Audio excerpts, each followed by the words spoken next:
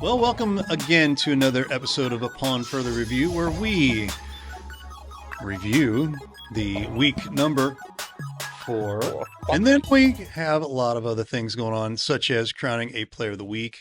We'll have some honorable mentions, and we will preview week 5 as we get things started here, guys. Matt Bates to my right here and Jeff Whitener to his right. And we are ready to rock and roll with the week 4 scoreboard. It looks like this. Guys, I'm a little nervous here because we have a studio audience in studio. I'm not used to this at all. Ooh, awkward moment. We'll just have to give our little shout out to Gateway, the Gateway guys over there. So we'll power our way through, Jay. There you go. Gateway Sports there in the house. There. Week 4 schedule. Scoreboard here. Festus 33, DeSoto 0. Herculaneum 28. St. Vincent 13, as Matt and I go, yeah. On the end. We did not have a live stream STL 3 games, so we are going to start with the first 2, and that is going to be the Festus and DeSoto game, which Matt had the call there, so we might as well just turn it over to you and give us your thoughts on that there, Mr. Bates. Well, I mean, okay, so at the end of the day, Festus does go 4-0. Probably most people would have thought that's the way this was going to go. But I got to tell you, when you're at the game as opposed to seeing what's on paper, yes, 33-0. Probably most people thought it would be about a 33-ish, point differential anyway to a point. But I got to tell you right now, 13-0 at halftime. Nobody saw that coming. I don't think anybody else saw. Well, I'll start with this. Coach Schmidt, the Dragons, they knew this was something that they could handle. 13-0 going into halftime to them, I think they would tell you man-to-man, like that's a victory for us. I just think that game was a lot closer on paper than what it was. It wasn't the Tigers' best first half of football that they've played, but again, that crazy thing called halftime where you can regroup, you get a good chewing out. Let's get back to what we were doing. Let's not lose our focus. They come right out. Third quarter they take up like a 6.5 minute drive, get a TD. The next thing you know, on the next kickoff, now you have a fumble. We get the ball at the 18, and it was just a heck of a night by Parker Perry. 3 TD passes, so he goes now. Coming into the game, he was 42 of 51, 82%. Had 9 TDs, no INTs. So Friday he goes 3 TDs. So give him 12 TDs now, no INTs, and you're looking at a passer, Jeff, that's completing 80-ish plus percent clip. I mean, that to me that's elite. And Festus has the type of receivers, the skilled position players, to where you can throw a 15-yard pass and it turns into a 50-yard pass very quickly. So it's not like he has to go downfield every single time. He has that ability, but it's more like a Joe Montana, if you want to look at it in that regard. The short, quick passes out to his speedy receivers, and then you just turn it over to them and let them do their thing. But you've got a bundle of riches now, because you've got Camden Yates now returning back in the backfield to go along with Lawante Williams. But to the point you were making, I mean, how to scheme and strategize on the defensive side for this Festus offense, because again, they came out third quarter, the whole first half of the third quarter, it was run. It was like death by 1,000 cuts, but they've got the ability to do that. If they want to do that all game, all quarter, they can do that. Right. If they want to throw out in the flat 5 yards, chunk and chew, get those done that way. But if you want, Perry, had a 70-yard TD pass.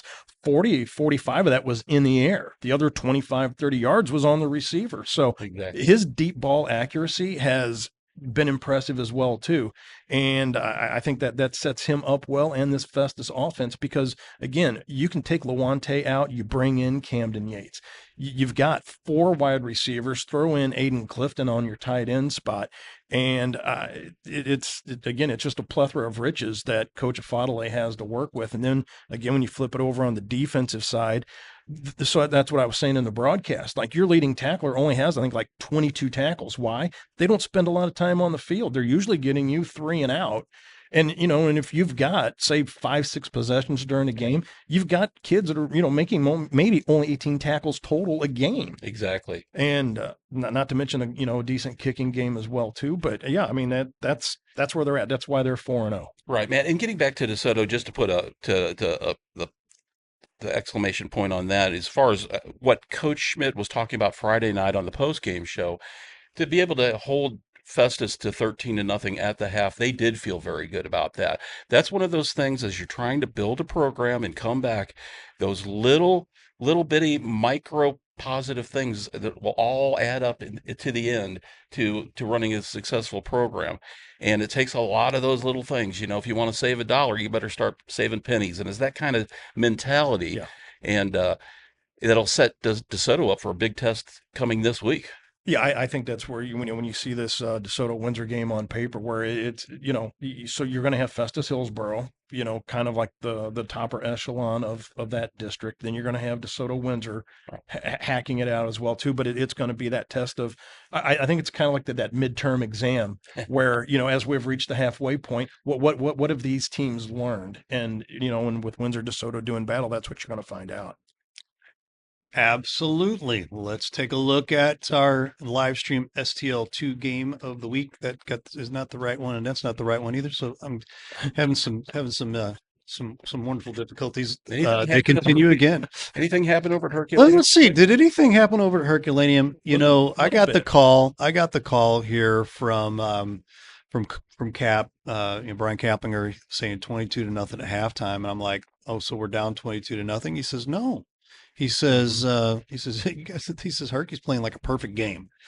And I'm like, no way, against St. Vincent, especially 22-0 at halftime. And I'm like, what in the world did they have for dinner? Because they need to have that every dinner moving forward. So, but, going back to this whole thing, Herculaneum has probably to me has been one of the more improved teams of the entire Jefferson County without a doubt. Conference. Yeah. And that's not just because we're homers. They have 2 losses, Ray, by a collective 5 points. You go back to week 1 against Windsor. They're the width of a credit card between sin and net to triple overtime. Yeah. And then the game against Jefferson, which could have gone anybody's way. So really, these guys are 5 points away from being 4-0. Right. And I think this St. Vincent game, beating them by 15, I think can be a statement game to where, they're going to get a chance to pump their chest a little bit. Because St. Vincent's no joke. Yeah. And St. Vincent's had no trouble putting up like 60 plus on a team at a time at any point in time. But you got Struckoff and Reeves collectively 37 rushes, 265 on the ground as a team, 57 for 310. Again, I just say look at this maybe being just a signature win to kind of just put their stamp on this season. Because I think this is going to be the win where I think now you could say we have effectively turned the page on last year. To where, again, these games that were 1 point, 4 points, just kind of hanging around, keeping that cloud above you. You stamp out a 15-plus win against St. Vincent. I think that speaks volumes. Matt, the major difference in this Herculaneum team and last year's Herculaneum team was after week 1, 2 years ago, they lost in overtime. Mm-hmm. A tough loss that mentally really crushed that team, and they never seemed like they were able to recover at that point. This year, that tough week 1 loss had the opposite effect on this team. It motivated them. It gave them confidence that, hey, we hung with a big school, Mississippi Area Conference school. We almost knocked them off. And I've seen that confidence build week. And we talked to Coach Boss about that in the post-game show. The game from Jefferson, they knew they were only a couple of minutes from either tying that game or winning that game outright. And you see that just carry that momentum and that confidence over to what they did at St. Vincent. And, we talk about that 2-headed monster, with Reeves and Struckoff, but there were certainly other guys too that really stepped up and played great for them that night. And I think we talked to Coach Boss about this as well. Keaton Reeves, to me, has made leaps and bounds improvement as a quarterback compared to this year and last year. And especially it's fundamentals, it's footwork, it's how he can hand that belly play to Struckoff and then pull that ball out and then, play calling also and scheming Coach Boss and his staff Friday night. A big fourth down pass that went for a touchdown, 4th and inches. They decided to pull it out and throw the ball. Totally caught the Indians off guard, and it just makes for an exciting time in this small schools conference. I can't remember a Friday night, and I've been doing this since 2011, where Crystal City, Herculaneum, Jefferson, and Grandview all won on a Friday night at the same time. That's the first time. Wow. Wow. Something else. But I think going back to what you were saying about that history with Windsor, and I've brought it up before, like if you were a sophomore, you lost in overtime. If you were a junior, you lost in the last second of the game. Right. As a senior, you lose again, like at just the nose of the football at the goal line. And I think as a senior, you're hardened, you're battle tested to where something like this isn't going to catch you off guard. You're going to be more hardened, more stoned. That's where I said the week number 2 Are game, a little angrier. little burr in the saddle. Yeah. Yeah. Burn the set. That yeah, I think so. Yeah, going forward, I expect again, again a team that's 5 points away from being 4-0, and you've got Cuba, Grandview, Bayless, Perryville, DeSoto to round out your year. How do you not run the table on that, or at least close to it? They have the potential. There you have it. They have the potential. Mr. Blue Tiger says, I love it. I love it. Let's take a look at some of the other games here as well. Here, some good games here coming in here. 53-0, Seckman over Melville. Northwest 42, Webster Groves 35, coming from behind in the last waning minutes of that particular game there. Eureka 45, Fox 7, Hillsboro 28, North County 6, Jefferson 64, Cuba 16, Windsor 66, Clayton and Brentwood there 26. That looked like that was a lot of points there scored. 80, 90. There you go. Do that. 92 points. There you scored. go. There you go. Herky 92 math. points. Okay. So Grandview, carry the one, use my toes. Grandview 46, Principia 38. That was a good one. Crystal City 42, Confluence 16. Perryville 37, Bayless 8. And to round out things on Saturday, St. Pius X 42, Roosevelt nothing. And I am going to pick on somebody here real quick just to give me their thoughts on maybe one of these games that they felt was a good one here. We'll start with Matt. What did I think was one of the good ones? I tell you what, I'm going to just start with the beatdown that Windsor put on Clayton at 66-26. 642 yards rushing collectively on a night where per Misha, that's the fifth most ever state history. Wow. 642. Now, God, I love me some Logan Wilson, but a week where where you go 13, 201, 2 TDs, you're like, all right, here's my guy. But you got a Jack Kuda, 8 rushes, 152, 2 TDs, averaging 19 yards. Tristan Cotton, God love him too, 10 carries, $142, Man. and 3 TDs. So you have 3 backs, 31 carries, 495 yards, and 7 TDs. Well, That is And a partridge in a pear tree. was this the Oklahoma Sooners of Right. 1972 running the veer or the I mean, this is triple like option, stuff you see like for your final season stat. That 642. I cannot imagine anybody on the Clayton defense that was like, you know what? Hey, I think we played solid. I'm not beat up. I'm not bruised. Well, probably not because you didn't tackle anybody for most of the night. But 642 yards and only 49 carries. If you're Coach Freeman, you're more than elated with that effort. But when you look up and down, outside of Festus, that game they had 245 rushing. Every other game has been over 350, 375-ish or more on the ground. This is a team that definitely has Lee Freeman's stamp on it. I mean, no one in the universe could have been happier with the outcome and the yardage gained on the ground than Lee Freeman. That is for sure. But we do have to say, Jet Black did, I think, have 4 completions. So they did throw the ball at least a handful of times to make it look like they could do it. Well, but for the first 3 weeks, week one, like going to the third play, you lose Jet Black, you lose your Right. primary quarterback on a team that you're not going to throw the ball much anyway. But you pretty much had pigeonholed Freeman's offense into, okay, now that's all you're going to do is run. That's all you're going to do is run. And he's like, well, okay, then out coach me, because Yeah. here's what I'm going to Stop show it. you. I'm going to run probably 5 different packages, Hmm. maybe of the same scheme, but apparently you're not going to be able to stop it, even though you know the run is coming every time. It's, Gretzky's going to shoot the puck, Jordan's going to shoot the ball, Ruth is going to hit a homer.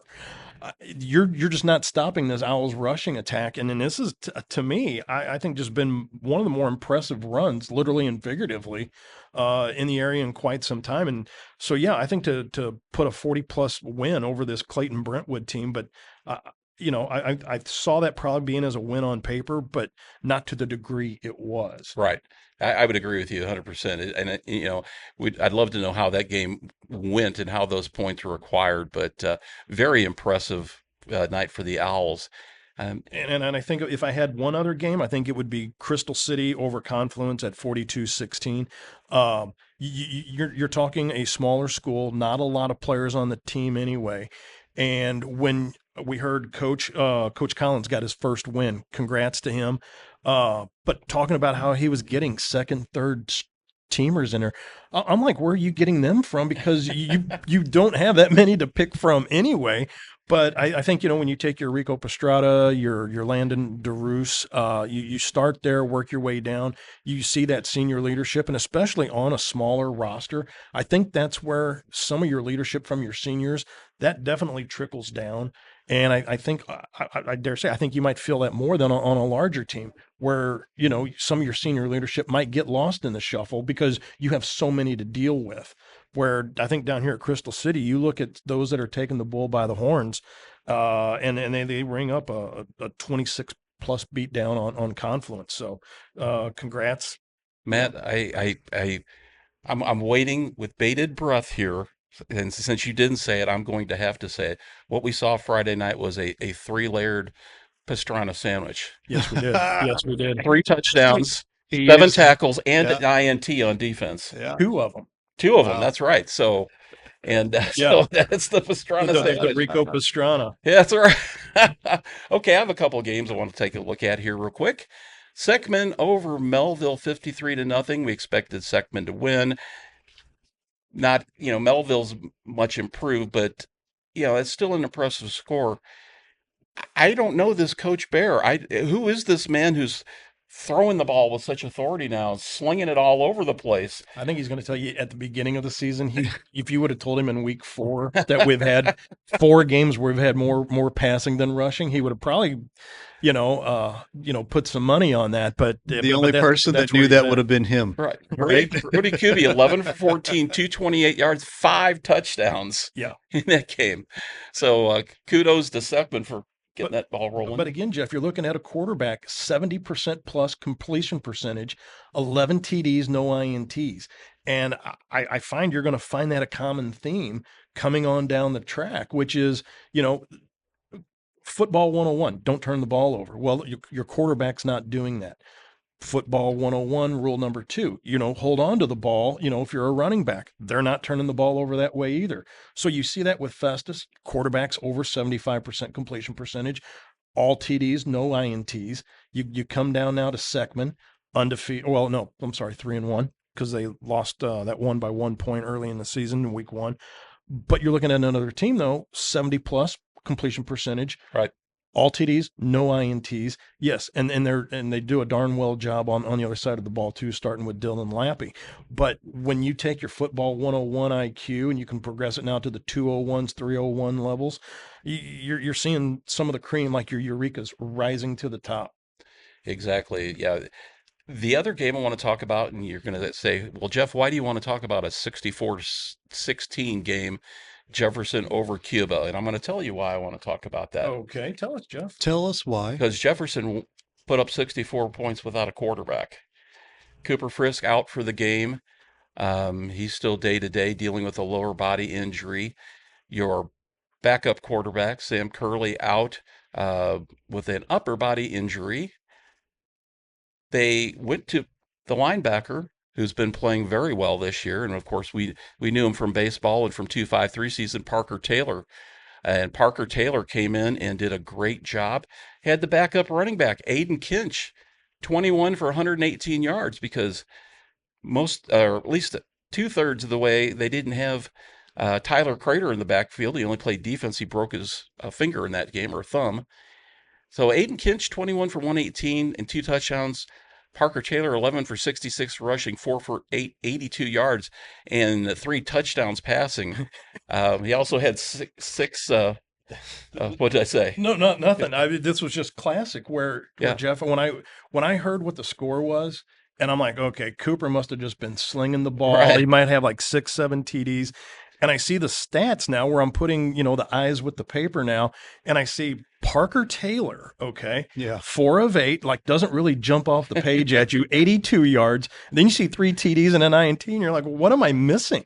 And Noah Beeler only had 2 receptions in that game, but they were both long receptions for touchdowns. And oh, by the way, he also led the team in tackles It- with 6. Exactly. But again, that's a team that's not spending a lot of time on defense. So Exactly. yeah, leading the team with 6 total tackles. That you're not on defense a lot. But yeah, it was just one of those scores where you're like, okay, 64-16. Let's open up the book. Let's see what the stats look like.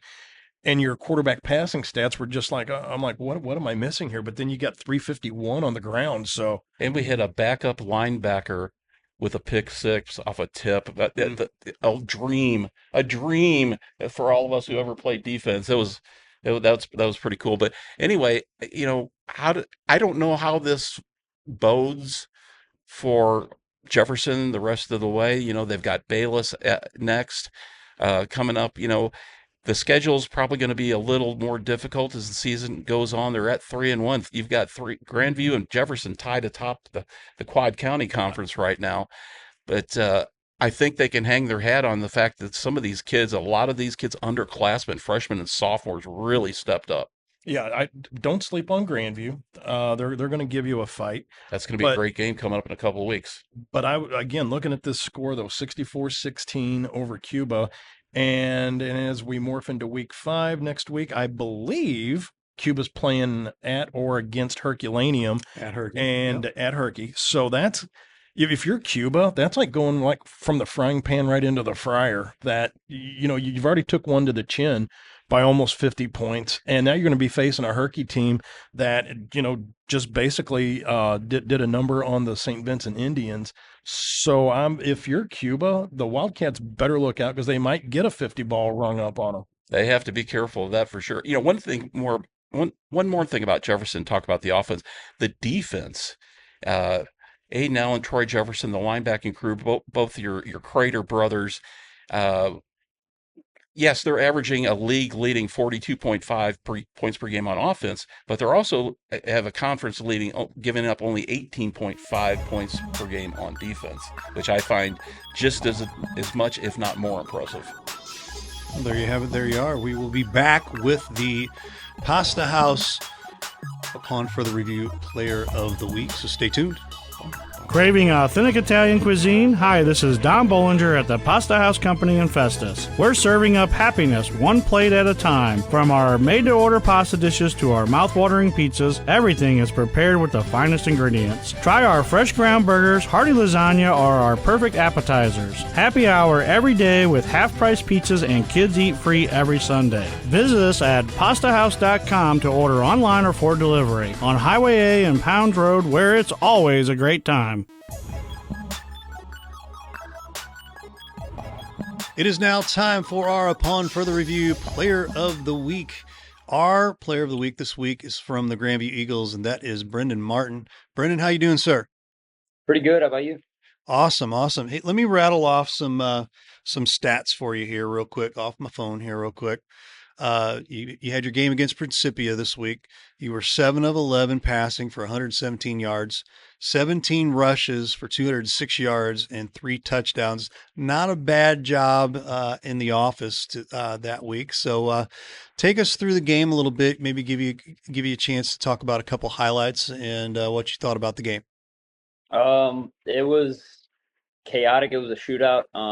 Back and forth the whole game. I don't think anybody led by 2 scores at any point in the game. just back and forth the whole time. First half was pretty defensive, actually. It was 16-14 at halftime. They were up, and then just offensive explosion in the second half. We really got the ground game going for most of the game. I had pretty good game rushing, but it started with the offensive line a lot. Tucker up front had a huge game, leading the way for me. Ethan Smith, Nick, White came back this week. He had some huge blocks on some of my runs, so a lot of credit goes to them. And just it was all around. It took everybody to get that win Friday night. Excellent. Hey, yeah, nothing like winning in a shootout form there, right? And just take us through a little bit. Talk about your team here a little bit. I mean, it just seems like everybody right now in the Jefferson County Conference is on both small school and large school sides. They're all getting better. And how right now do you feel your team's doing? Number one, and then number two, give us a little bit of what's the locker room buzz been like right now? I feel like we're doing great. We've got a lot of experience, a lot of 3 or 4 year starters in our program right now.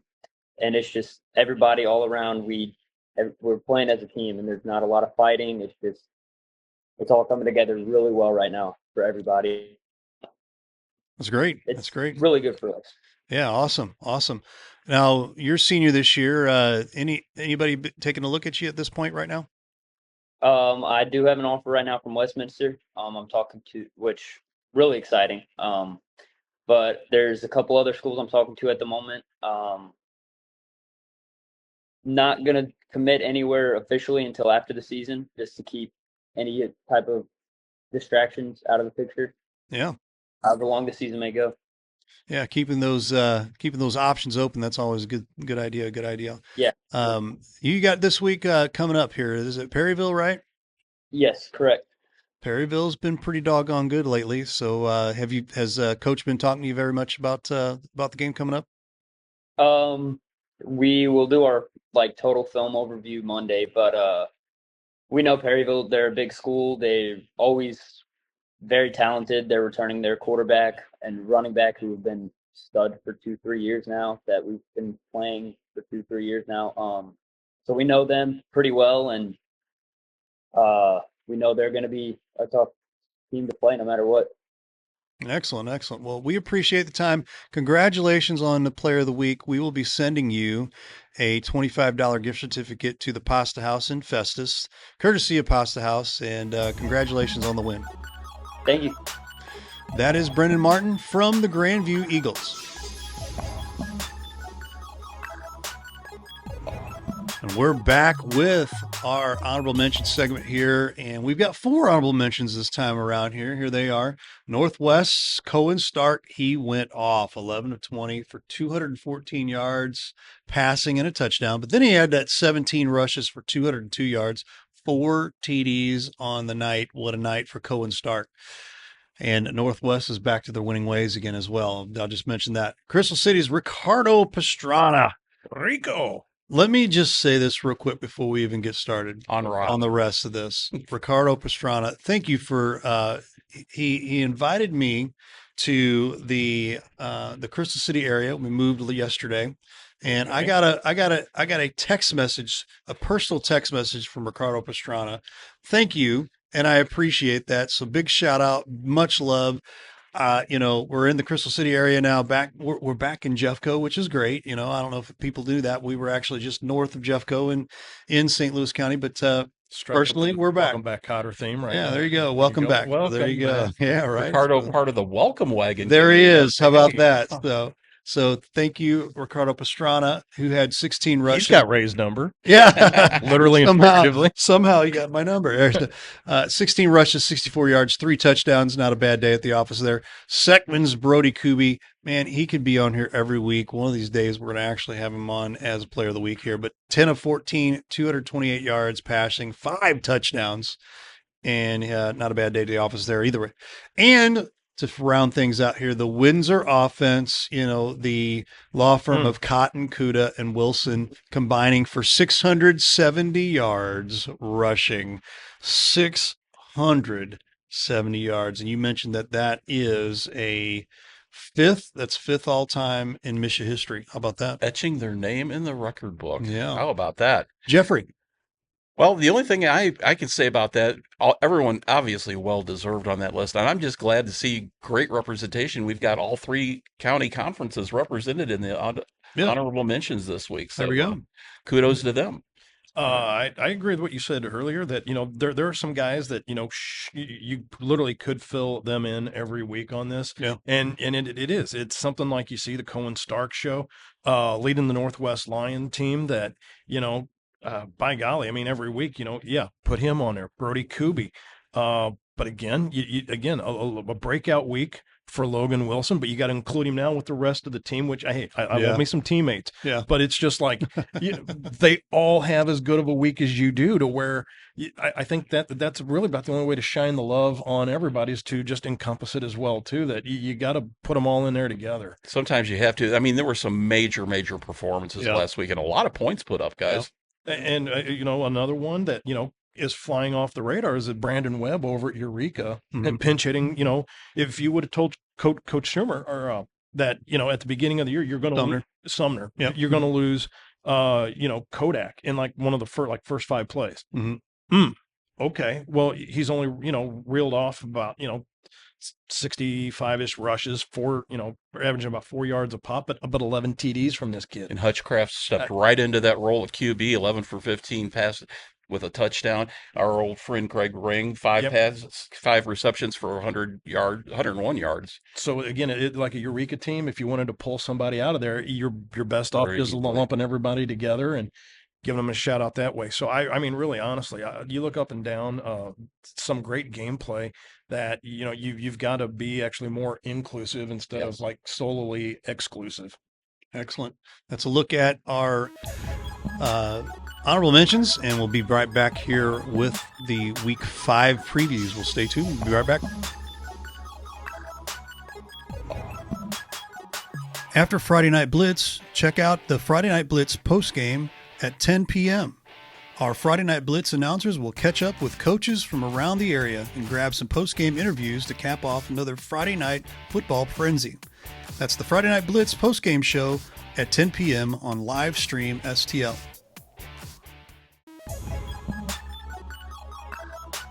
It's now time to take a look at the Week 5 schedule. It is as follows. Our live stream STL game of the week. It is the Hillsboro Festus game. We will talk a lot about that here coming up here real quick. Cuba is at Herculaneum, our live stream STL 2 game. That should be interesting. DeSoto at Windsor, our live stream STL 3 game. Gateway Stem will be at Crystal City. Perryville at Grandview. Jefferson at Bayless. Hayti at St. Vincent. St. Pius X at St. James. Seckman is at Oakville. Rockwood Summit at Fox. Rolla is at North County. Parkway West at Northwest. And Kirkwood at Eureka. And let's preview our Hillsboro at Festus game here, and should be a good one. We're bringing in Wag. Going to bring in Michael Wagenknecht to come cover that game with us, and should be a great litmus test, I think, for anybody here. Is going to be for Hillsboro to see exactly where they're at, and just to see where, just kind of where they're at it right now at this point. Yeah, I think that's again. I think you take that game, the Hillsboro Festus game, you take the DeSoto Windsor game. It's really the same thing at the midpoint. The midterm exams, as you mentioned. What have we learned? And honestly, now going into week 5, now it's on the Festus side. We're going to show what we can expose on the Hillsboro side. Same thing with the DeSoto Windsor game. I think Windsor's got a ton of a rushing game to where if you're not ready for that, they're going to get you. And I think if Hillsboro's not ready, I don't know how you prepare for Festus offensively if you're on the defensive side for Hillsboro, to where, I mean, you can put as much game film as you want together, but I think this is going to be the staunch test for Coach Saharsky to get his hand on the measuring stick of where we're at right now. Hillsboro, and I'm going to run a bunch of cliches by everybody here. Hillsboro's going to have to try to control the ball, eliminate mistakes, keep penalties to a minimum, no turnovers. I mean, Sounds good. yeah, I think every coach would like that. But I mean, they're going to have to play that type of perfect, clean game to hang around in this one. And you hang around in the second half, anything can happen. But to throw more cliches out there, it's Hillsboro, it's Festus. You can kind of throw the records out the window. These two teams always find a way to menace one another, and it's going to be a great night, a great environment there over at Festus, and hopefully everybody will tune in. Excellent. Let's take a look at our next game here real quick. Cuba at Herculaneum, and for the Black Cats right now to come off of the big flying high win against St. Vincent here, you've got to keep your foot on the pedal. You can't have a hiccup here, and if you want to continue that momentum, you got to go and just put the hammer down on a team like Cuba. You're right, but I think that goes back to what I was saying about them seniors now and that track record against Mhm. Windsor. Mhm. I think the hardened, battle-tested seniors that are in this group, if they don't put up more than 40 difference Yeah. on, I mean, just expect it. And then if not, okay. But they're going to be ringing the bell, and that's really, I think, the bottom line on that one. And that's the bottom line. Right. No, Yeah.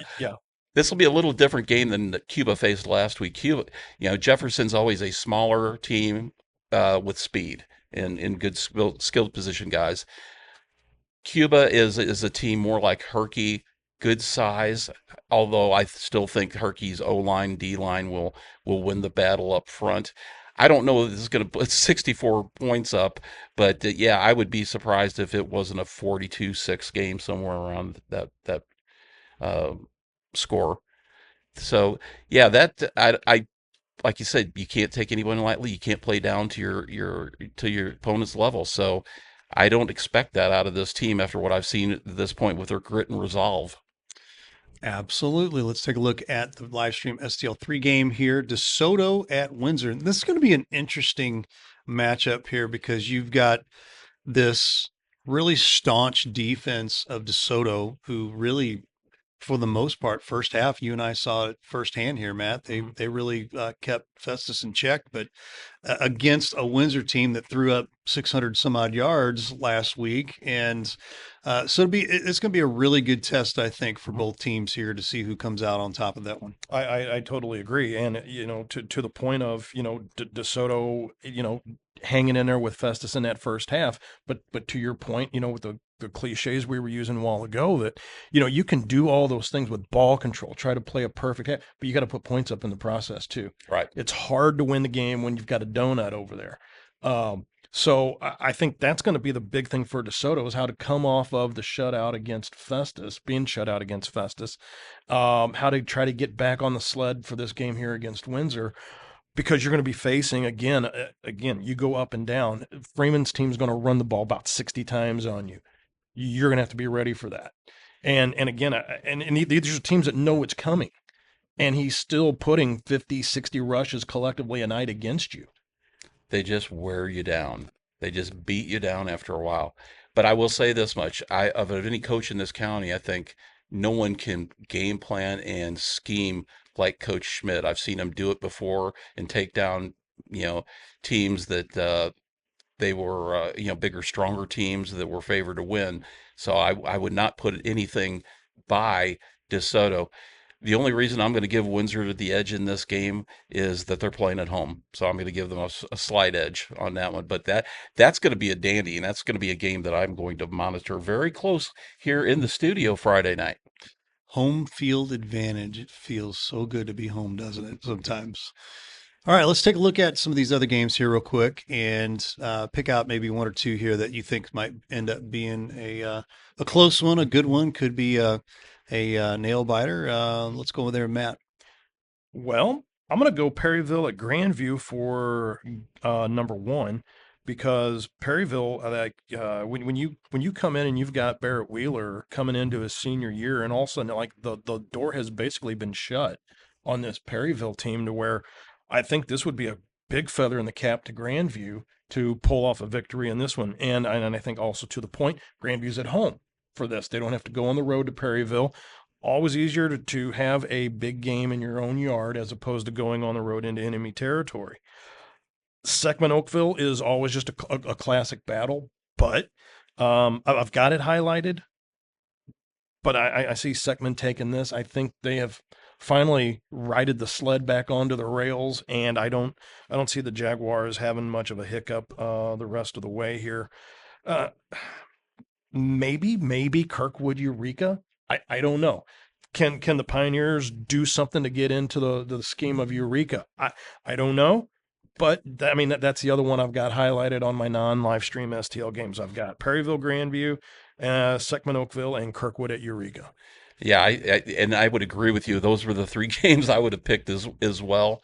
I think that Eureka playing at home will be able to edge Kirkwood, but I think that's going to be an incredible game. I'm worried about Gateway STEM coming into Crystal City. Gateway STEM is very good this year. Haytide coming into St. Vincent. Haytide's going to pose all kinds of problems for the Indians. I would not be surprised if Haytide walks in there and defeats St. Vincent. I'm worried about Grandview just because the physical play of Perryville and the size of their offensive and defensive line.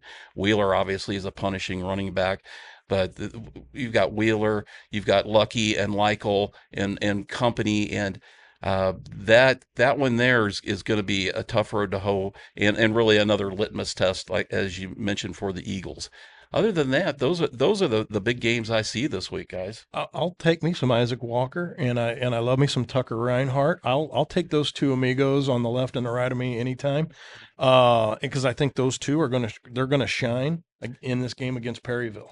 Let's do a gentleman's bet. I'll take Perryville, you take Grandview. The loser buys the winner a pastrana sandwich. There you go. Yes. There you go. That does it for Upon Further Review. Don't forget to check out all of our games on Livestream STL TV and our Roku app. Just search for Livestream STL in the Roku app there. You can watch all of our games for free. For all of us here at Livestream STL and Upon Further Review, before we get going, Before we get out of here real quick. There's a reason I'm being a homer this week and wearing the Blue Jay cap that I normally don't do here on the air at Livestream at STL. And the reason is we are celebrating and highlighting Annabelle Richardson breaking the career home run record, softball record at Jefferson R7 now. She's 18, surpassing Katrin Couture's total of 17 in her career. Katrin, of course, is an excellent player who went on to play college ball. Annabelle will be playing at St. Charles Community College next year. Hey. So she's at 18 and growing. So I salute you, Annabelle.